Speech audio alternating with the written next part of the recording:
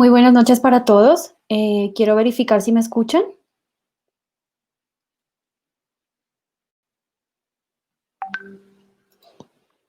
Ok, bueno, hoy 28 de mayo nos reunimos una vez más a través de la Asociación Colombiana de Medicina Interna. Mi nombre es Andrea Caicedo Paredes, soy internista, soy nefróloga, presidenta de ACME Capítulo Nariño. El día de hoy quiero invitar una vez más a la doctora, perdón, a la doctora Marta Patricia Rodríguez. Ella es especialista en medicina interna y en nefrología. Eh, es presidenta de la Asociación Colombiana de Medicina Interna del Capítulo Central. Es profesora asistente de la Pontificia Universidad Javeriana en el área de nefrología. Es jefe del servicio de nefrología de la Clínica Marley y es miembro correspondiente de la Academia Nacional de Medicina. El día de hoy, la doctora nos va a hablar sobre el tema de COVID-19 en poblaciones especiales en el área de nefrología. Doctora, bienvenida y muchas gracias por su tiempo y por compartir su conocimiento con nosotros.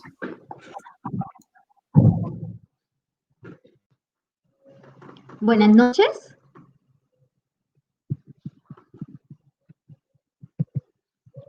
Buenas noches a todos.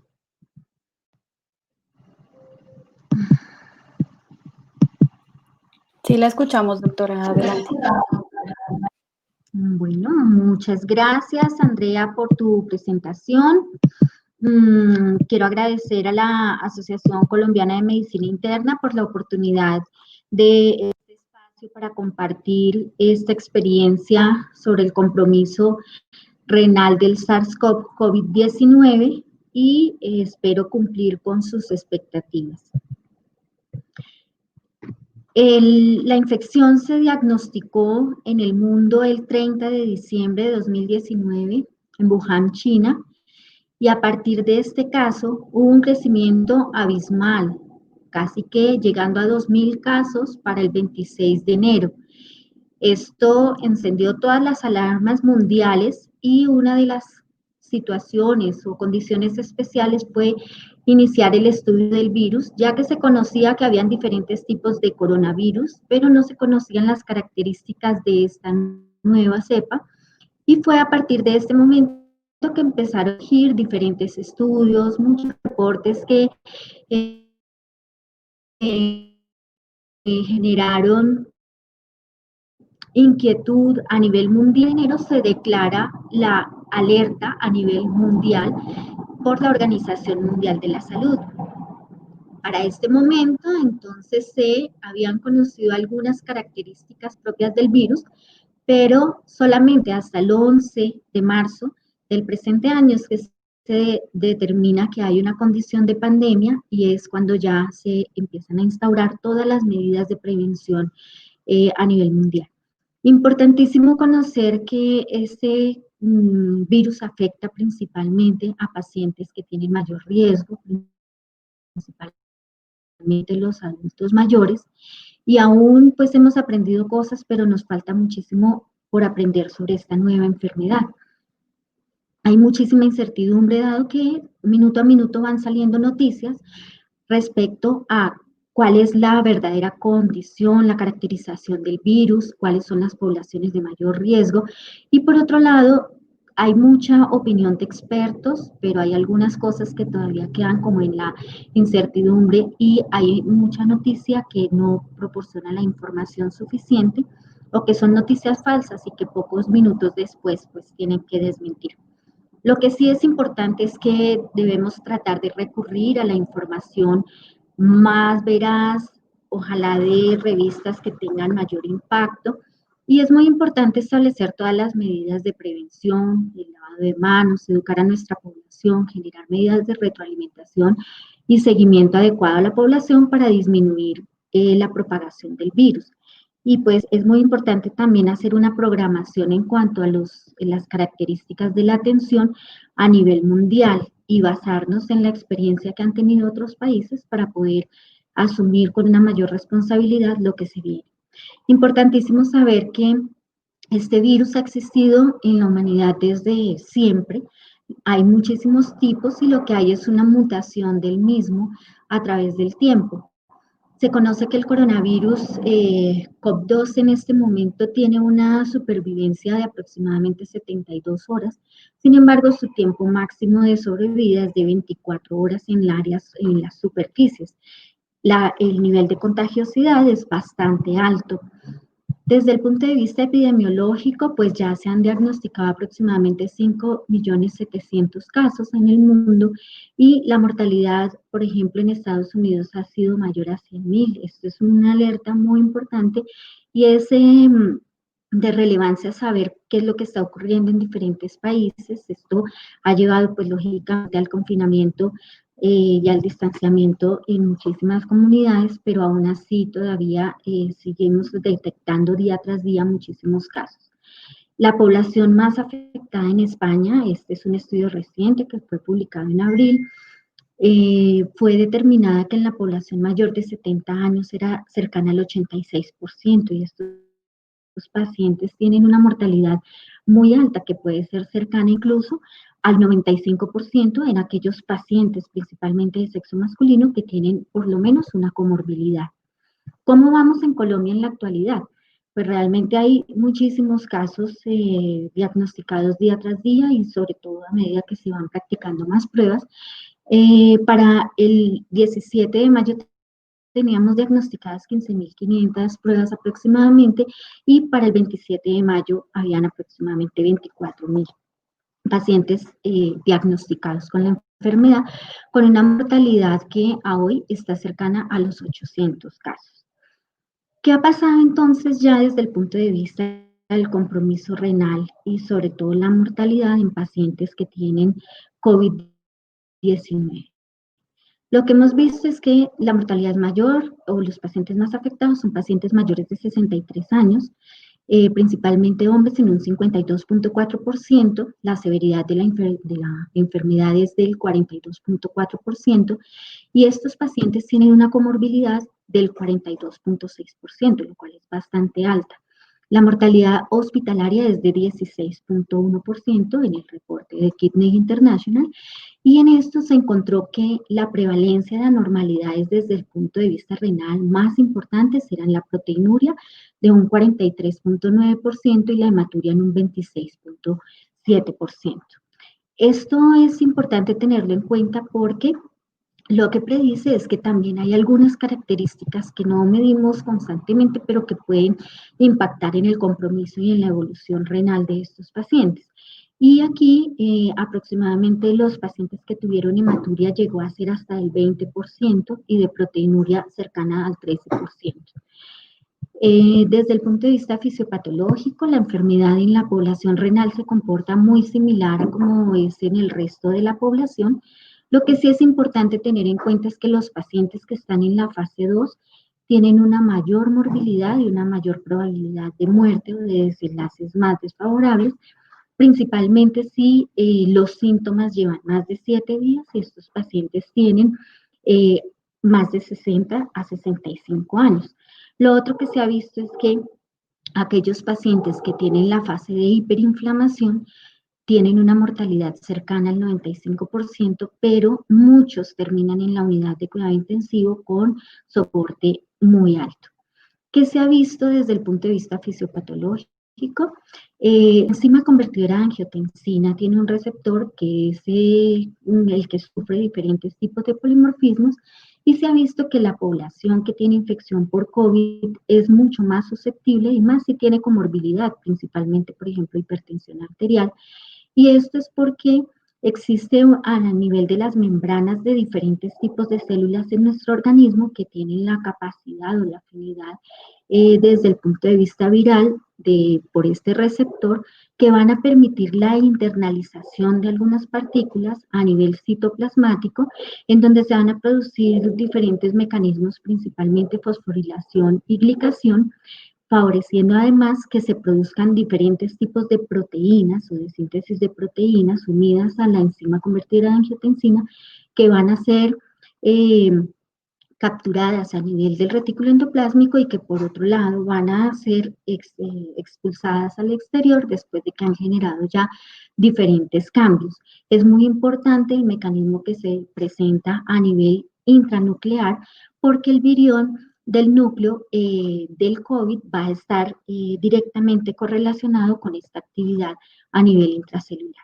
Si vemos a nivel basal, pues lógicamente hay una activación del eje renina-angiotensina-aldosterona en todos los pacientes que tienen algún tipo de mecanismo inductor, es decir, que tenemos un proceso normal de activación del eje frente a las condiciones de hipertensión, en situaciones de estrés, pero específicamente en los pacientes que tienen infección por SARS-CoV-2, lo que vemos es un aumento de los niveles de angiotensina 2, que es un vasoconstrictor potente, principalmente parecido a la endotelina, pero a nivel de los receptores de la enzima convertidora de angiotensina, a nivel pulmonar y a nivel renal, pueden surgir diferentes tipos de mecanismos porque una de las cosas que libera el virus es el spike de proteína S, el cual va a generar una reactivación de la angiotensina 1, produciendo una actividad proinflamatoria con cambios a nivel de la señal, produciendo daño a nivel cardiovascular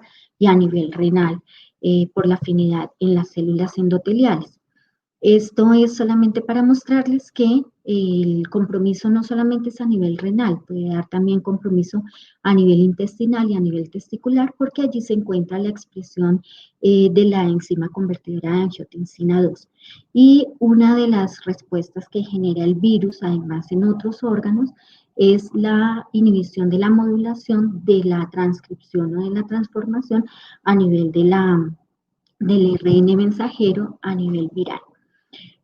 Es muy frecuente que los pacientes que tienen una enfermedad grave, gracias a la afinidad que tiene el virus por el riñón y principalmente por las células endoteliales, se vinculen las partículas virales a los receptores de la enzima convertidora de angiotensina y generen tanto una activación inmunológica que va a producir una liberación exagerada de citoquinas, principalmente citoquina 1, interleuquina 1, interleuquina 6 e interleuquina 8, que son sustancias proinflamatorias que van a tener la capacidad de activar toda la liberación de endotoxinas y la activación principalmente de los linfocitos T, produciendo respuestas generadoras de factores de radicales libres y generación de superóxidos, además de alteración de los factores de coagulación. Esta tormenta de citoquinas, si persiste en el tiempo, pues va a ocasionar que no solamente se comprometa el pulmón, que es casi la puerta de entrada del virus, sino que también se comprometan otros órganos. Y si hay comorbilidad, por ejemplo, procesos infecciosos, diabetes, compromiso del sistema nervioso central, cáncer, entre otros, pues estos pacientes van a tener una peor respuesta y unos desenlaces muy pobres cuando están con una enfermedad grave por coronavirus. Desde el punto de vista renal, ¿cuáles podrían ser los escenarios clínicos que nosotros podríamos encontrar? Antes de eso, creo que es muy importante tener en cuenta cuál es el deseo del paciente y su familia y conocer si existe el documento de voluntades anticipadas, porque muchas veces estos pacientes pueden tener indicación de terapias de soporte renal o indicación de ventilación mecánica, pero tener la voluntad de no ingreso a una unidad de cuidado intensivo o de no aceptación de intubación orotraqueal. ¿Cuáles serían entonces los escenarios clínicos que podríamos encontrar en nuestros pacientes? Pues primero la lesión renal aguda, que puede ser de novo, o aquellos pacientes que tienen de base una enfermedad renal crónica y desarrollan una lesión renal aguda. Por otro lado, los pacientes que tienen enfermedad renal crónica y que no se encuentran en diálisis o aquellos pacientes que reciben ya sea diálisis peritoneal o hemodiálisis. Y una población muy susceptible y muy especial es la población de trasplante renal, dado que tienen además de su condición de inmunosupresión por la enfermedad renal, el uso de medicamentos inmunosupresores. ¿Qué debemos establecer con nuestros pacientes? Primero, el diagnóstico desde el punto de vista clínico, conocer si es el comportamiento usual de una infección por coronavirus o un comportamiento atípico, que es lo que más caracteriza a la población renal, Casi siempre los síntomas son gastrointestinales o pueden dar más lesiones en piel y otros compromisos como la disgeusia, que son menos frecuentes, pero que también lo pueden dar. Es importantísimo conocer si el paciente tiene un diagnóstico adicional de COVID asociado a una lesión renal aguda o es ya un paciente crónico. Segundo, si el diagnóstico se hace por pruebas diagnósticas o por imágenes radiográficas y si el diagnóstico es sospechoso o confirmado. Si el diagnóstico es confirmado, hay que sí o sí hacer un aislamiento y establecer unas medidas de protección o estrategias de prevención con uso de toda la indumentaria para evitar la contaminación a otros pacientes. Establecer el riesgo individual según la edad, según la comorbilidad o multimorbilidad y las patologías de base. Establecer la valoración geriátrica integral en pacientes mayores de 65 años, porque esto puede también ayudarnos a definir el pronóstico y establecer si el paciente teniendo estas condiciones y además una infección por COVID, pues sería candidato a estrategias de cuidado paliativo. Por otro lado, hay que establecer la gravedad en pacientes que tienen infección COVID-19. Primero, estableciéndolo con la caracterización por escalas de riesgo o de predicción como el CURB 65, el QuickSOFA, el SOFA, el NEWS o la IPSA, y definir con esto si el paciente se puede manejar en casa o requiere hospitalización, ya sea en piso, en cuidado intensivo, o definitivamente establecer medidas de manejo paliativo. ¿Cuál es el comportamiento más frecuente? Esto lo definen en las CADIGO y lo que determinan es que los pacientes con enfermedad renal y COVID-19 tienen como presentación clínica muy frecuente, casi en un 98% fiebre y 78% tos y linfopenia aproximadamente en un 63%. Importantísimo tener en cuenta que el diagnóstico, además de las pruebas de PCR en tiempo real para la infección de coronavirus, requieren pues de la historia de contacto, las manifestaciones clínicas que como les dije pueden ser atípicas y los estudios de laboratorio que tienen unas implicaciones importantes en esta población de pacientes, que ya veremos más adelante. Hay que tener muy en cuenta cuál es el escenario clínico porque los pacientes que tienen lesión renal aguda pues tienen un factor de riesgo independiente para mortalidad y sobre todo si requieren hospitalización. Y se ha visto que la sepsis pues conduce a la tormenta de citoquinas, entonces la intervención terapéutica de estos pacientes se hace mucho más agresiva, más prolongada y esto genera también una alta tasa de mortalidad en nuestra población. Y no olvidar que la lesión celular directa del virus, pues es uno de los factores determinantes de este pronóstico deleterio en estos pacientes. Las pruebas rápidas, pues realmente hay mucha discusión respecto a esto, pues lo ideal es que nos tenemos que valer de otras pruebas como la radiografía de tórax y dependiendo de los hallazgos de una tomografía de tórax, el frotis nasofaringeo pues nos ayudará a determinar si este paciente es positivo o negativo, pero el hecho de que salga negativo no nos descarta del todo la posibilidad de que tenga el diagnóstico, entonces siempre hay que tratar de recurrir a las pruebas confiables, de hacer el reporte o la notificación del caso en Civigilia, es muy importante que esto lo hagamos. Desde el punto de vista de la definición de hospitalización según los síntomas respiratorios, pues hay que tener en cuenta que si el paciente es renal, tiene síntomas leves y no tiene sino el factor de riesgo de enfermedad renal, posiblemente se pueda manejar en casa, pero hay que hacer un control y un seguimiento y hacer medidas de prevención y aislamiento y de, sobre todo en los contactos, para evitar que haya propagación del virus a los miembros de su familia o a las personas que lo transportan a la unidad renal.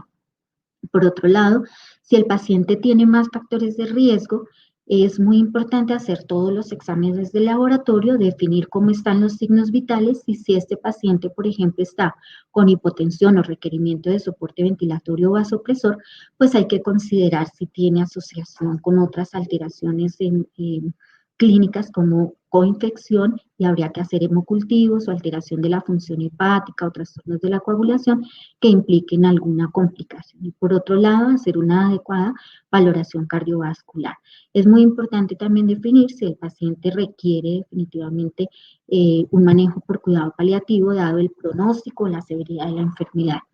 Es muy difícil muchas veces poder establecer el riesgo en la población renal porque Los marcadores que utilizamos para la determinación de la severidad del COVID en estos pacientes pueden estar alterados previamente. Por ejemplo, pues la enfermedad renal genera procesos inflamatorios crónicos y la PCR se puede encontrar mucho más elevada en estos pacientes que en la población general.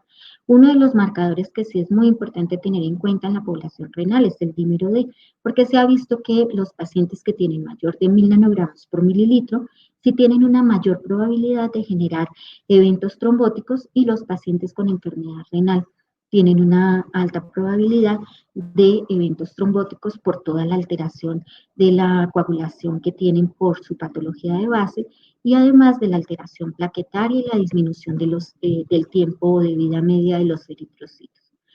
Definir la gravedad entonces es muy importante y pues tenemos diferentes diagnósticos. Uno, la enfermedad no complicada, que usualmente da síntomas locales en las vías respiratorias altas y cursa con unos síntomas inespecíficos que pueden ser fiebre, dolor muscular.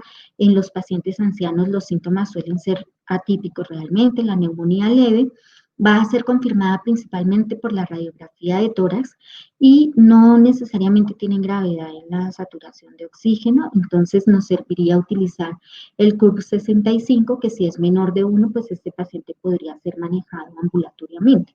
La neumonía grave ya tiene compromiso de uno o más órganos, y en estos hay alteración en la oxigenación, y pueden haber alteraciones también en el patrón respiratorio con frecuencia respiratoria mayor o igual a 30. El distrés respiratorio, estos pacientes ya tienen alteraciones en la placa de tórax, hay déficit en la oxigenación y este déficit puede ser leve, moderado o severo y pues es muy importante definirlo por la PAFI, que es menor o igual a 100 cuando los cuadros son muy severos. En estos contextos a veces es difícil porque el paciente renal puede tener sobrecarga hídrica y los hallazgos imagenológicos pueden ser confundidos cuando el paciente presenta edema pulmonar. La sepsis es una condición muy deleteria en estos pacientes y es definida como la disfunción orgánica que puede ser identificada como el cambio agudo del SOFA mayor de 2 puntos o del quick SOFA que sea con 2 puntos, pero que tenga además 3 variables clínicas como alteración del Glasgow, que eso podría ser una condición grave cuando está menor o igual a 13, o la presión arterial sistólica menor de 100 milímetros de mercurio, o una frecuencia respiratoria que sea mayor a 22 por minuto. Importantísimo que estos pacientes pueden presentar insuficiencia orgánica que se manifiesta con alteración confusional aguda, insuficiencia respiratoria, disminución del volumen urinario, taquicardia, coagulopatía, pueden tener lactoacidosis y acidosis metabólica. Y los pacientes con choque séptico, que son aquellos que son refractarios pues, al manejo volumétrico, y en estos pacientes se requiere soporte vasopresor y pues, la parte de la volemia puede estar conservada. Identificar los factores de riesgo, esto fue lo que expusimos en el decálogo que se hizo con la Red Global de Transferencia y Conocimiento, y pues se establecieron varios factores, la edad mayor o igual a 60 años, diabéticos, pacientes con antecedentes de enfermedad cardiovascular, VIH, cáncer, fumadores, enfermedades autoinmunes, el hipotiroidismo, EPOC, asma, desnutrición. Importante que los pacientes que tienen infección por COVID, pero que además tienen criterios de severidad, los principales parámetros para definir esa severidad fueron la temperatura y la insuficiencia respiratoria. ¿Cómo se comporta entonces el paciente con enfermedad renal que tiene SARS-CoV-2? Lo primero es que pueden tener una prevalencia y una incidencia bastante alta, aproximadamente la incidencia hospitalaria se ha descrito de un 5,23%, y la característica más importante es que estos pacientes tienen las manifestaciones más severas en la segunda semana de infección por coronavirus. Pueden existir diferentes detonantes, por ejemplo, un paciente que esté deshidratado, que curse con sepsis o que tenga ya instaurada una tormenta de citoquinas para tener una lesión renal aguda mucho más agresiva. Por otro lado, pueden acompañarse de cuadros previos de proteinuria o hematuria que muchas veces no son tan fácilmente detectables en los pacientes que llevan ya varios días con la sintomatología. Desde el punto de vista histológico, pues muy importante que pueden hacer cuadros de nefritis tubulointersticial, necrosis tubular aguda o infiltración linfocitaria que puede ser moderada o grave, y es muy importante que habíamos dicho que las partículas intranucleares del virus, como el antígeno y la proteína de la nucleocápside, va a encontrarse principalmente en algunas células, como las células endoteliales o las células del epitelio renal. Y hay activación del complemento, entonces la inmunofluorescencia puede salir positiva en estos pacientes, manifestándose además con obstrucción de la luz capilar y de las asas capilares glomerulares. Estas son, ese fue un estudio que se hizo en Estados Unidos, y lo que se quiso fue identificar si los pacientes que tenían nefritis se podría de alguna manera predecir las complicaciones cuando tenían infección por SARS-CoV-2, y lo que encontraron es que una de las manifestaciones más importantes y características era que tenían síndrome de fuga capilar, y el comportamiento clínico era el de un síndrome nefrótico, y muchos de estos casos decidieron establecer estrategias de monitorización estricta. Una de ellas fue que antes de que el paciente requiriera de ingreso a cuidado intensivo se determinaran los niveles de antitrombina 3, y encontraron que estos pacientes tenían niveles inferiores al 70% y eventos trombóticos con mayor frecuencia. La hipoalbuminemia fue otro marcador de riesgo, es decir, cursaban de una manera muy similar a un síndrome nefrótico y acompañaban a la alteración la albuminuria, hematuria y leucocituria, comparativamente con aquellos pacientes que tenían un curso de infección por COVID más leve, en donde los parámetros de albúmina y antitrombina 3 eran superiores. Y este fue como el modelo de estratificación de esos pacientes, teniendo en cuenta que tenían la sospecha de infección por coronavirus, pero que tenían hallazgos anormales desde el punto de vista de la aparición de los primeros síntomas, en donde tenían muestra de orina y detectaban que había hematuria, albuminuria y leucocituria. En estos casos, lo que trataron fue de identificar con 2 de 3 muestras positivas que el paciente tenía hematuria, y dependiendo de eso, entonces hacían un control y un seguimiento de otros marcadores, principalmente de antitrombina 3 y determinación por clínica para saber si estos pacientes tenían un mayor deterioro. Y lo que encontraron es que estos que tenían estas alteraciones tenían una mayor posibilidad de deterioro clínico con requerimiento de ingreso a unidad de cuidado intensivo. Estos hallazgos fueron descritos en unos estudios post-mortem de algunos pacientes, en donde encontraron antígeno del virus SARS-CoV en los túbulos renales por tinción de inmunohistoquímica. Ahí en donde están indicando las flechas. Y aquí vemos infiltrado linfocitario a nivel del intersticio asociado a una necrosis tubular aguda muy severa, también en biopsias renales de pacientes post-mortem. Y aquí quisieron hacer una comparación en Estados Unidos desde el punto de vista de los cambios glomerulares y la histología, que era similar en diferentes muestras aisladas post-mortem en pacientes que tenían infección por COVID-19, tanto en muestras nasales, en muestras renales, y encontraron que muchas partículas del virus podían ser detectadas a través de microscopía electrónica.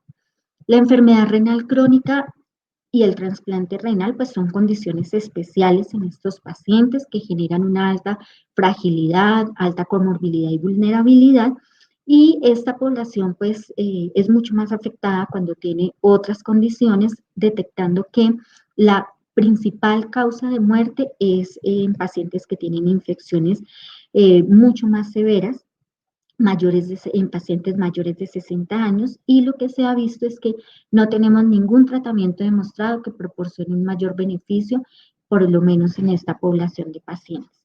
Entonces, ¿qué ha sucedido? Que las unidades renales han tenido que modificar la logística de la atención en pacientes que requieren diálisis de forma crónica, porque la complejidad de la atención y la bioseguridad en las unidades de hemodiálisis pues es una de las digamos que cosas más importantes a tener en cuenta, y esto se debe establecer también con las medidas de prevención de la contaminación, del contagio al personal asistencial. Entonces, establecer horarios de turno especiales para los pacientes, tratar de generar alertas en la convivencia, el aislamiento domiciliario, generar diferentes estrategias de vacunación para que no haya coinfección, por ejemplo, con influenza y neumococo en esta población de pacientes, también hace como parte de los sistemas de atención. Y por otro lado, tener en cuenta que muchos de los pacientes que tienen condiciones severas van a requerir de una atención en instituciones que tengan recursos instalados para poder brindar esto, pero hay que tener muchísima precaución ahorita con todas las medidas de confinamiento que se van a ir, pues digamos que disminuyendo a medida que pasa la cuarentena, y esto puede ocasionar pues pico de coronavirus, ocasionando también dificultades en la atención tanto en las unidades de diálisis como en las unidades de cuidado intensivo. Entonces la prevención sigue siendo la medida más importante para nuestros pacientes. En la población de trasplante renal, esto fue un estudio muy pequeño que se hizo de análisis de 20 pacientes con trasplante renal que fueron admitidos por neumonía asociada al SARS-CoV-2, y encontraron que estos pacientes tenían un largo tiempo de trasplante, casi 13 años, tenían una inmunosupresión que era la usual con inhibidores de calcinurina y esteroides, y vieron que muchos de estos pacientes tenían un comportamiento pulmonar muy severo y requerían, pues muchos, no solamente terapia con oxígeno, sino terapia en unidad de cuidado intensivo con ventilación mecánica. ¿Qué tuvieron que hacer? Lo que hicieron fue suspender la inmunosupresión, dejarles manejo con metilprednisolona y pues iniciaron en esta población de pacientes hidroxicloroquina. Cosas importantes a tener en cuenta, tenían como precaución con la tasa de filtración glomerular en pacientes que tenían menos de 30 mililitros para hacer ajuste de la dosis de los medicamentos. Que encontraron que 4 pacientes de los 20 requirieron atención en cuidado intensivo, 6 evolucionaron con una lesión renal aguda y 5 de los 20 pacientes fallecieron, lo cual, a pesar de ser un estudio pequeño, lo que sí determina es que los pacientes que tienen neumonía son una población siendo trasplantados renales de mayor riesgo y de alta progresión a muerte.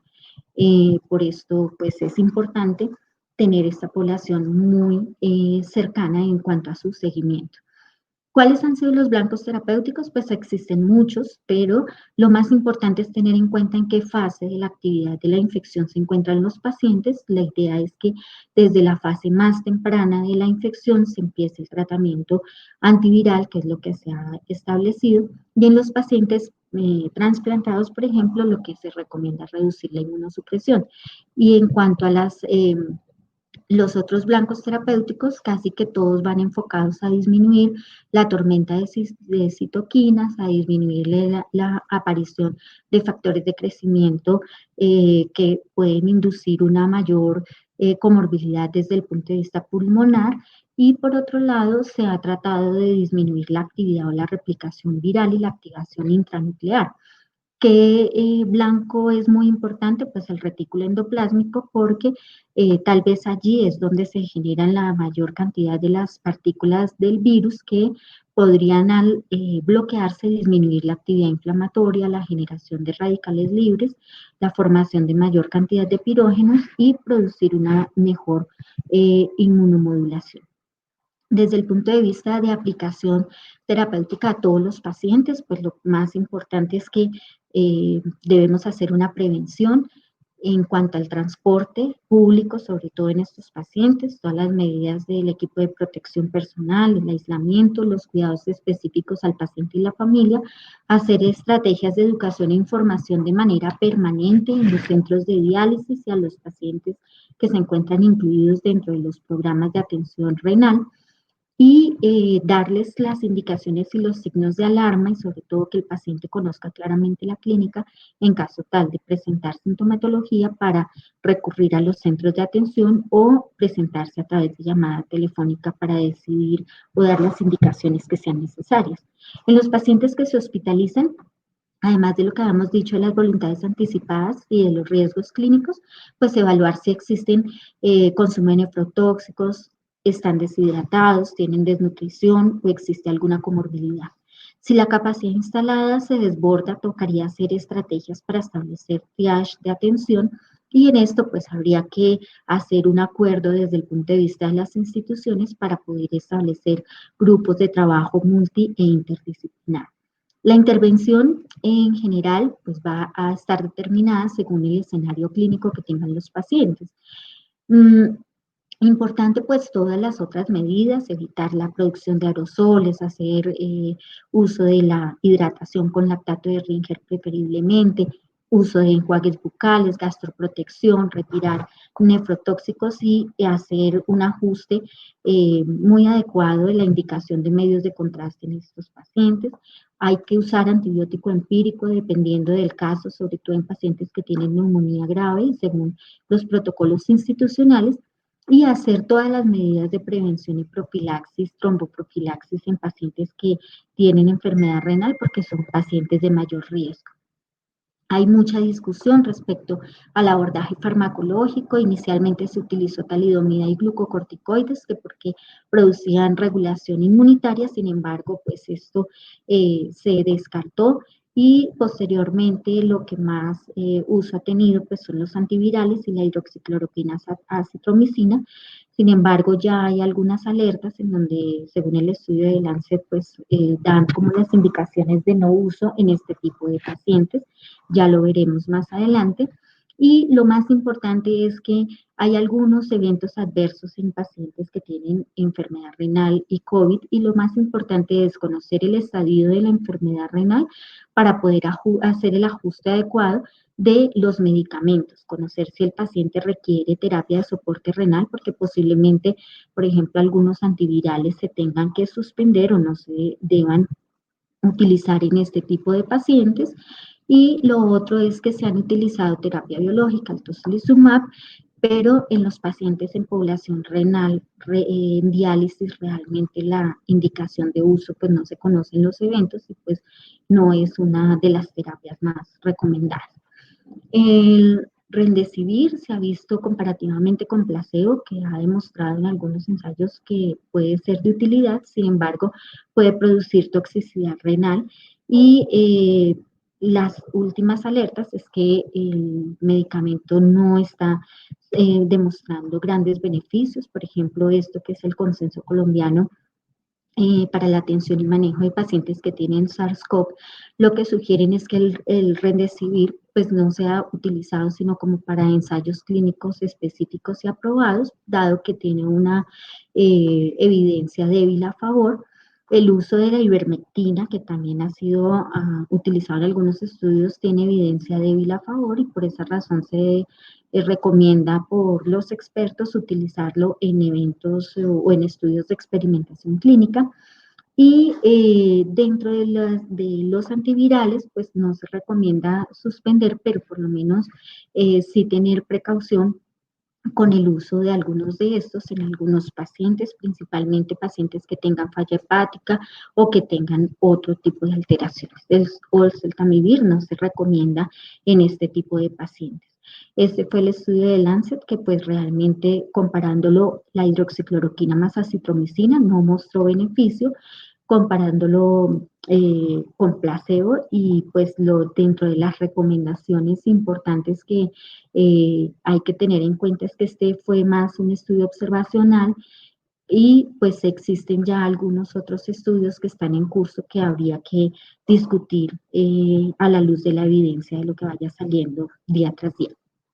Importantísimo tener en cuenta que los pacientes con enfermedad renal tienen un mayor riesgo también de eventos trombóticos y que cursan con más probabilidad de trombocitopenia por la enfermedad renal como tal, y con el dímero D elevado o tiempos de protrombina prolongados, pues estos pacientes tienen una mayor probabilidad ya no solamente de eventos trombóticos, sino también de coagulación intravascular diseminada cuando cursan con COVID-19 y hay algunas alertas respecto a definir en esta población anticoagulación. En pacientes que tienen SDRA, pues además de todas las medidas de ventilación que se han establecido, una de las recomendaciones es la posición prono y el uso de antibióticos en estos pacientes, y muchos recomiendan que si el paciente ya tiene una alteración en la oxigenación tan severa, posiblemente va a terminar con una falla renal severa y va a requerir terapias de reemplazo renal. Y recomiendan en este contexto pues el uso de ECMO como una de las estrategias de rescate. ¿Cuáles serían las modalidades de terapia? Pues todas las conocidas, las usuales o convencionales, que son la hemodiálisis intermitente y la diálisis diaria extendida, que se recomiendan en toda la población de pacientes en general. Y aquí vale la pena decir que si el paciente llega a requerir hospitalización y requiere terapia de soporte renal, en la medida de lo posible se deben mantener las terapias que el paciente tenía inicialmente. Si ya el paciente tiene una condición moderada o severa, pues habría que plantearse la posibilidad de hemofiltración o ultrafiltración lenta continua o hemodiálisis continua, dependiendo de cada escenario clínico. Habrá un momento en que de pronto la capacidad instalada nos lleve a utilizar terapias híbridas como la diálisis extendida, que es más de 6 horas de tratamiento. Y en algunas ocasiones se ha hablado de las técnicas de depuración extracorpórea como la plasmaféresis, la hemoperfusión o la plasmaféresis más absorción continua. Sin embargo, estas terapias en cuanto a mortalidad no han demostrado grandes beneficios, y aquí vemos que los blancos terapéuticos en estos escenarios son, uno, el daño de las citoquinas, que es ocasionado por lesión directa por el virus, y dentro de estos pues se han planteado la hemoperfusión, principalmente con tipos de filtros que tienen unas resinas específicas que atraparían las sustancias proinflamatorias o las interleuquinas. Y la otra posibilidad son aquellas membranas que ya hablaremos como el Oxiris, que han demostrado un beneficio un poco mayor con respecto a otras terapias.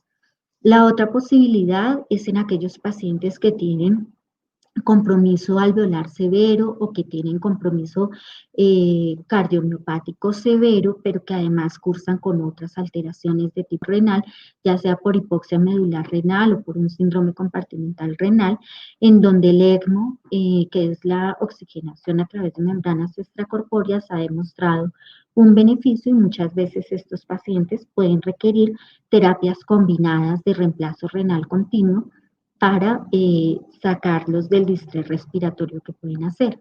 Dentro de los otros efectos, los efectos sistémicos, por ejemplo, por aquellos pacientes que tienen sobrecarga hídrica severa, que es refractaria al tratamiento y que hacen un síndrome compartimental renal, pues posiblemente el uso con terapia diurética y con ultrafiltración continua podrían ser las estrategias de tratamiento, sobre todo cuando hay una refractariedad al manejo farmacológico, pues habría que avanzar en otro tipo de estrategias de intervención.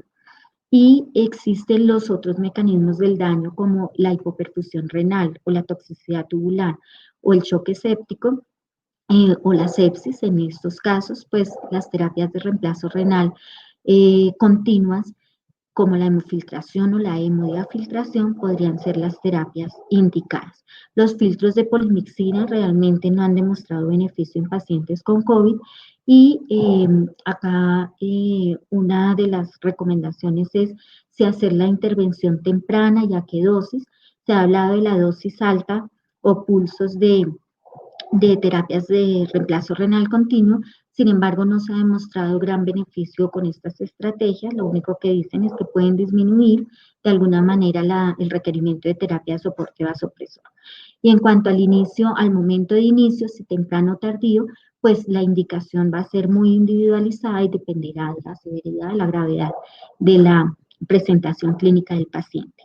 En cuanto a las nuevas terapias de purificación extracorpórea sanguínea, está el Oxiris, que es un polímero que permite la purificación de la sangre a través de la eliminación de endotoxinas o de la eliminación principalmente de interleuquina 1, 6 y 8, que han favorecido además que estos pacientes se puedan conectar en el mismo momento a una terapia que permita la extracción de líquidos, es decir, que permite manejo de la sobrecarga hídrica y de la uremia. Entonces, proporcionan un beneficio un poco mayor comparativamente con otras terapias, pues en cuanto a mortalidad no ha demostrado grandes beneficios, pero lo que sí ha demostrado es que disminuyen el requerimiento de soporte vasopresor y el requerimiento de ventilación mecánica. El ECMO es más utilizado en pacientes con síndrome de estrés respiratorio, sin embargo, se puede utilizar combinado con terapias de reemplazo renal continuo y lo que se recomienda es que el acceso vascular de estos pacientes sea distinto al que es del montaje del ECMO debido a que los pacientes que tienen COVID, además de los pacientes con enfermedad renal, tienen una mayor probabilidad de coagulación de los filtros. En cuanto a las terapias de hemodiálisis como tal, pues es la indicación que si el paciente debe requerir terapia de soporte renal y era la terapia que tenía, se le continúe. Y este es un estudio que se hizo en Nueva York, en donde tuvieron muchísimas limitaciones con la atención de pacientes que se encontraban en diálisis de manera crónica y tuvieron que hacer ajustes en los turnos de atención de los pacientes y continuar los pacientes que venían en diálisis peritoneal con sus estrategias de tratamiento así tuvieran infección asociada a COVID. Ellos trataron de establecer unas medidas de alerta naranja y alerta azul, dependiendo de si el paciente requería, teniendo hemodiálisis crónica, hospitalización o no. Y una de las cosas muy puntuales que pues realmente suena interesante es que el aislamiento lo hicieron por turnos, por horarios de turnos, manteniendo los pacientes COVID positivos en un mismo horario. En cuanto al trasplante renal, una de las recomendaciones que nos da el Ministerio de Salud es la interrupción temporal de los inmunosupresores e inicio de metilprednisolona en pacientes que tienen enfermedad severa, considerar la retirada de micofenolato en los primeros días, por lo menos hasta los 5 primeros días, y reducir la dosis de los inhibidores de calcineurina, principalmente por las interacciones con los medicamentos antivirales. Por otro lado, hay que tener en cuenta que el lopinavir y el ritonavir pues tienen la capacidad de inhibir la citocromo P3A, entonces hay que reducir la dosis de los inhibidores de calcineurina y de los emitor, principalmente porque se aumentan los niveles sanguíneos y pueden producir mayor toxicidad.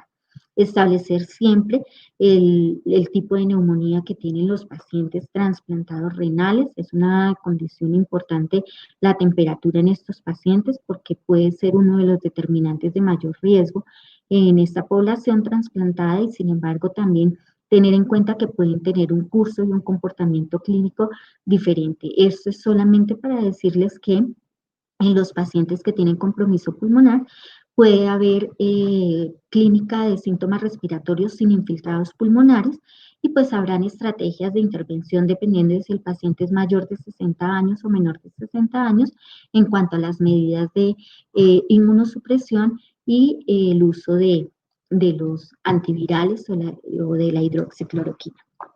Y en los pacientes que tienen compromiso pulmonar, tener en cuenta que si son menores de 50 años, si se suspendió el micofenolato, a partir del 5.º día, si se observa mejoría clínica, sería ideal poderlos reiniciar y hay que tener también precaución con el uso de la prednisolona porque lo recomendado es que si se puso metilprednisolona, se reinicie la prednisolona, pero se mantenga por lo menos 20 miligramos día a partir del 5.º día del ingreso del paciente y dependiendo de la evolución clínica se reajustará con la finalidad de disminuir la insuficiencia suprarrenal. Ya en los pacientes mayores de 60 años, pues habrá que definir si el paciente continúa suspendido el micofenolato, que es una de las estrategias, si no hay como una clara definición de por cuánto tiempo, y a partir del 5.º día, dependiendo de la condición clínica, se deberá solo continuar con prednisolona e inicio lento del tacrolimus hasta que el paciente comience a presentar ya una mayor mejoría clínica. Existen diferentes pautas, ya como terminando, en cuanto a las prácticas o políticas de atención para los centros de trasplante renal y sobre todo para la reactivación en cuanto a la atención de pacientes que van a ingresar o que se encuentran en lista de espera y hay que hacer como una estratificación e identificación de los pacientes donantes porque podrían tener riesgo de tener la infección y de transmitirla a los potenciales receptores. Habría que establecer muy bien cuáles serían las políticas institucionales para la atención de este tipo de pacientes y definir o poder avanzar en la población trasplantada renal hacia la continuidad de las estrategias de donación y trasplante. Como conclusiones, pues la población renal realmente es más susceptible, en especial el adulto mayor que tiene una mayor carga de enfermedad. La enfermedad grave se asocia más a lesión renal aguda y afecta casi hasta un 25% de los pacientes, con una alta mortalidad que puede llegar hasta el 95% en esta población afectada. No hay un tratamiento definitivo, existen muchas controversias respecto a si poner hidroxicloroquina o no ponerla. Hoy en las noticias de Estados Unidos decían que apoyaban la continuidad del manejo con hidroxicloroquina. Algunas guías en Italia recomiendan su continuidad, sin embargo, aún siguen existiendo controversias. Requerimos continuar con todas las medidas preventivas para evitar la propagación del virus y sobre todo disminuir la capacidad instalada de la atención. Antes de intervenir debemos conocer el pronóstico y el riesgo de muerte de nuestros pacientes y recordar que prevenir siempre es mejor que curar. Y por último, les dejo esta reflexión, y es que cuando te levantes cada mañana, agradezcas por el privilegio de estar vivo para dar más de nosotros mismos. Muchísimas gracias por su atención.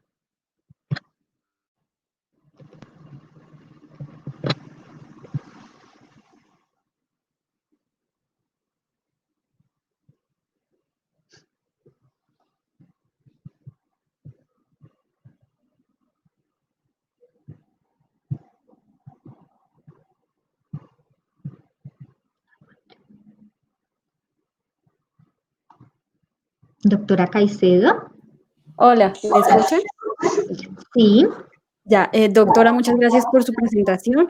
Tenemos algunas preguntas del público. Entonces, Liliana Lozano nos pregunta si los pacientes con enfermedad renal crónica e infección por SARS-CoV-2 deben manejarse de forma hospitalaria siempre. Lo ideal es primero clasificar los pacientes dependiendo de la gravedad. Si el paciente tiene síntomas respiratorios, pero la clínica es leve, realmente deberíamos propender por manejarlo de manera ambulatoria, estableciendo todas las medidas de protección para que tanto su familia como todas las personas que puedan estar en contacto con él no vayan a contagiarse con la infección por el virus. Es muy importante también definir si en algunos escenarios clínicos el paciente clínicamente no mejora o, por ejemplo, es un paciente que tiene una condición de inmunosupresión mayor, en donde tenemos que hacer seguimiento mucho más estricto y definir si en algún momento ese paciente que decidimos manejarlo ambulatoriamente se convierte en un paciente ya de mayor riesgo y tendríamos que dejarlo ya hospitalizado. Pero en lo posible, si son infecciones leves, manejo ambulatorio. Ok, doctora. También Laura Díaz nos pregunta ¿cómo sería la lectura de los niveles de ferritina en un paciente con enfermedad renal crónica estadio 5 e infección por SARS-CoV-2? Los pacientes con enfermedad renal crónica por su misma condición de base, pues tienen, como bien sabemos, un aumento de los niveles de ferritina muchísimo más frecuente que el resto de la población general. Interpretar este valor realmente en pacientes que tienen la infección por COVID es muy difícil y de hecho no hay una recomendación específica de que a los pacientes que tienen este tipo de infección y tengan enfermedad renal se le haga medición de los niveles. Realmente no nos proporcionaría un beneficio la interpretación de este examen en estos pacientes. Hay algunos estudios que han medido la ferritina y han encontrado que los valores muy altos pues se han asociado a peores desenlaces, principalmente requerimiento de cuidado intensivo, pero pues son estudios muy aislados que no son ensayos clínicos aleatorizados y pues que realmente a la luz de la interpretación clínica no nos van a proporcionar el beneficio esperado. Por esa razón no se recomienda en todos los pacientes. Sí, de acuerdo. Ahí, para complementar un poquito también, una carta al editor publicada en Kidney International a principios de este mes, en donde en una unidad renal en Francia, que tenía como más de 200 pacientes, desde que empezaron a ver que la ferritina, como la doctora dice, es un marcador de mortalidad importante, ellos empezaron a tomar ferritinas a todos los pacientes de hemodiálisis. Y ellos lo que dicen en el artículo es que básicamente este marcador serviría si uno conoce previamente, digamos, el comportamiento de la ferritina en el paciente, porque ellos vieron de esos 270 pacientes que estaban asintomáticos, que habían 3 casos en los cuales el pico había hecho un pico del nivel de ferritina con respecto a los previos que pues uno maneja por lo que es una población que uno la tiene ahí cautiva, y entonces miraron que los picos eran más del 100% de los valores basales o digamos como promedios que el paciente manejaba. Se les hizo la PCR y los 3 casos dieron positivo para la infección. Entonces ellos sugieren que, digamos, la monitoría de la ferritina pudiera ayudar en los casos en que se observan picos sustanciales en el comportamiento de la ferritina basal de esos pacientes. Así que podría ser una opción, pero como la doctora lo dice, pues no hay nada escrito en esto.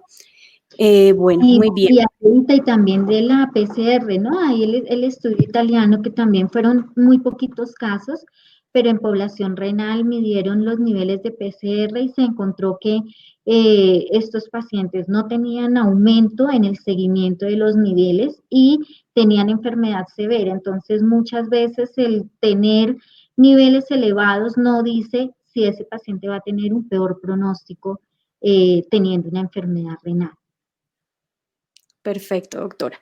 Doctora, Paula Castellanos nos pregunta, el uso de AINES que podría agravar la infección por SARS-CoV-2, según lo insinuado por el estudio de Lancet con respecto al uso de algunos medicamentos, ¿tendría que ver por la expresión del receptor AC2 o una lesión renal aguda por dicho medicamento?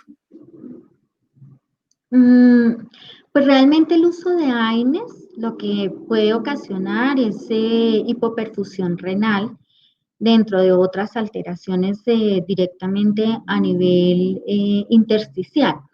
Pero lo que describen realmente es que muchos de estos pacientes pueden tener, no está indicado el uso de este tipo de medicamentos en pacientes con infección por SARS-CoV. No, de hecho no los recomendamos en la población renal el uso de antiinflamatorios no esteroideos y posiblemente la actividad de la enzima convertidora de angiotensina a nivel intramembrana puede ocasionar un mayor daño en los pacientes que reciban este tipo de medicamentos. No sé si comprendí muy bien la pregunta, Andreita. Si es. Sí, sí, doctora, creería que sí, si no que me escriban por acá, sí se quedó claro. También preguntan, doctora, ¿por qué la ventilación mecánica es un factor de riesgo para lesión renal aguda y más aún en los pacientes críticos con infección por SARS-CoV-2? Bueno, el paciente críticamente enfermo realmente lo que tiene es una hipoxia, no solamente a nivel pulmonar, sino que tiene hipoxia a nivel medular renal. Y estos pacientes, pues con su condición inflamatoria, la liberación de citoquinas, la formación de radicales libres, pues van a tener como una cascada de respuesta multisistémica que no solamente va a comprometer el pulmón, el riñón, sino que también puede afectar el corazón y lógicamente se va a producir una disminución del gasto cardíaco, hipoperfusión sistémica y pues en los pacientes que tienen ventilación mecánica pues ya la condición ya es mucho más severa, mucho más grave y pues el requerimiento de terapias de soporte vasopresor, medidas para mejorar la perfusión sistémica pues se hacen mucho más apremiantes y estos pacientes tienen peores resultados y desenlaces. La ventilación mecánica en muchos escenarios en pacientes que tienen SARS-CoV es una medida preventiva, ¿no? De la progresión del daño y la lesión más como en estadios tempranos en los que se prevé que puedan llegar a desencadenar un SDRA. Entonces, podría ser incluso una medida de prevención de lesión renal en aquellos pacientes en los que se tiene el riesgo de una progresión mucho más agresiva. Ok, doctora. Jorge Luis Ábalos nos pregunta, en la historia evolutiva del COVID, ¿en qué momento se presenta la mayor probabilidad de daño renal? Pues es que el daño renal se puede presentar desde la entrada del virus a la vía respiratoria, porque existe una gran afinidad del virus por todas las células que tienen membranas, que tienen enzima o respuesta a través de la enzima convertidora de angiotensina. Y como vimos, pues muchas células a nivel no solamente pulmonar y renal, tienen una afinidad por el virus, sino que hay a nivel gastrointestinal, que es otro sitio muy importante de activación viral, que sí hay que tener muy en cuenta en este tipo de pacientes, que entre mayor probabilidad de hipoperfusión renal tengan, mayor probabilidad van a tener también de tener una lesión renal aguda mucho más severa, porque las células blanco a nivel renal son las células endoteliales y son las que generan la hipoperfusión sistémica, pero a nivel intramedular mucho más agresiva. Estos pacientes van a tener sí o sí lesión renal aguda severa. Gracias, doctora. Y Jorge Luis Pinedo pregunta, ¿el tiempo de horas en hemodiálisis en pacientes con SARS-CoV-2 o con terapia continua, de cuánto es el tiempo en horas, en hemodiálisis o en terapia continua? En hemodiálisis dependerá, pues si tenemos la posibilidad de aislar los pacientes, pues será el tiempo de terapia convencional, dependiendo de la condición clínica del paciente. Si ya el paciente tiene una lesión moderada o severa, pues va a requerir terapia de reemplazo renal continua. Lo ideal es que sea el mayor tiempo de terapia, 72 horas, con la finalidad de disminuir el riesgo de exposición del personal al virus, y en algunas ocasiones se podrían hacer terapias híbridas, que no sería como lo más recomendado en los pacientes que están con condiciones moderadas de lesión renal. Hay que estratificar también dependiendo de si es un paciente con enfermedad renal crónica que está críticamente enfermo o si es un paciente que tiene una lesión renal aguda. Los que tienen lesión renal aguda, idealmente, tratar de establecer todas las medidas de prevención antes de llevarlos a terapia de soporte renal, y se cumplen los mismos criterios de indicación de inicio de terapia que se cumplirían para las guías según las recomendaciones CADIGO. Y lo que sí es importante es que si el paciente va a requerir, por ejemplo, remoción de volumen o va a requerir remoción de toxinas o por hipercalemia o acidosis metabólica, posiblemente requieran, si están con soporte vasopresor, terapias de reemplazo renal por lo menos 72 horas. Perfecto, doctora. Laura Díaz también nos dice, en vista de que la infección por SARS-CoV-2 en cuadros severos se puede presentar también como un síndrome cardiorrenal, ¿se ha considerado el inicio de terapias de soporte renal agudo en casos tempranos de sobrecarga hídrica en presencia de lesión renal aguda? Sí, es una de las estrategias de tratamiento en pacientes que tienen síndrome cardiorrenal, porque pueden tener una evolución mucho más desfavorable, y muchos de estos pacientes pueden tener cardiomiopatía asociada a la infección por COVID. Entonces, habría que estratificar muy bien los pacientes y además establecer terapias que disminuyan al máximo la sobrecarga. Siempre pensar que el tratamiento debe ser escalonado. Si hay refractariedad al uso de diuréticos, si se hizo adecuada restricción de líquidos, si el paciente no está entrando en hipovolemia, sino que tenemos una condición en la cual la mejoría desde el punto de vista cardiovascular no favorece el adecuado manejo del volumen, pues posiblemente la ultrafiltración aislada o las terapias de reemplazo renal continua, si ya se establece el daño o una lesión renal, sean la mejor estrategia de intervención. Ok. Diana Velázquez dice, teniendo en cuenta la alteración hematológica por SARS-CoV-2 en pacientes con enfermedad renal estadio 5 que se encuentran en terapia de hemodiálisis, ¿Qué tipo de terapia de anticoagulación es más segura para su manejo? Realmente no hay como unas estrategias específicas de anticoagulación. Si el paciente venía con anticoagulación previa, se debe mantener los mismos medicamentos. Lo que se ha visto es que heparinas de bajo peso molecular pueden ser utilizadas con seguridad en estos pacientes. Y lo que sí hay que tener presente es que se requiere el ajuste de la dosis en la población renal por el riesgo, pues lógicamente, de tener mayor sangrado en los pacientes en los que no se tienen en cuenta las medidas de prevención. Hay que tener en cuenta que los pacientes que requieren terapia de soporte renal tienen mayor probabilidad de coagulación de los sistemas de extracorpóreos, entonces esos pacientes van a requerir medidas de anticoagulación y lo hacemos usualmente con heparina y la monitorización también pues puede ser mucho más fácil en este tipo de pacientes.